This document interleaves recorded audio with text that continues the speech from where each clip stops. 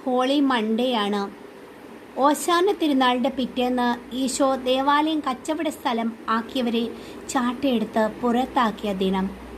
നാം കുർബാന തർക്കങ്ങൾക്കിടയിലൂടെ വിജാതീയരുടെ ഇടയിൽ കർത്താവിൻ്റെ നാമമാണ് കളങ്കപ്പെടുത്തുന്നത്.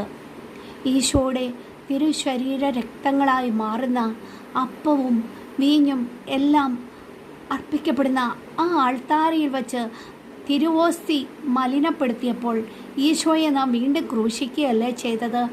ജനാഭിമുഖ കുർബാനയോ ഏകീകൃത കുർബാനയോ എന്നുള്ള തർക്കത്തിനിടയിൽ ഈശോയല്ലേ നൊമ്പരപ്പെട്ടത്? നമുക്ക് തർക്കങ്ങളെല്ലാം മാറ്റിവെക്കാം. എസെക്കിയേൽ പ്രവാചകന്റെ പുസ്തകത്തിൽ നാം കാണുന്നു, കർത്താവിൻ്റെ വസ്ത്രാഞ്ചലം ദേവാലയം മുഴുവൻ നിറഞ്ഞു നിൽക്കുന്നു. നമുക്ക് നമ്മുടെ പാപങ്ങൾക്ക് പരിഹാരമായിട്ട് വിശുദ്ധ കുർബാനയോട് ആ അനാദരവിനോട് പരിഹാരമായിട്ട് നമുക്ക് ഈ വലിയ ആഴ്ച, ഈ പെസഹ വേളയിൽ ഈശോ നമുക്ക് വേണ്ടിയല്ലേ മരിച്ചത്? നമുക്ക് അവിടുത്തോട് മാപ്പ് ചോദിക്കാം.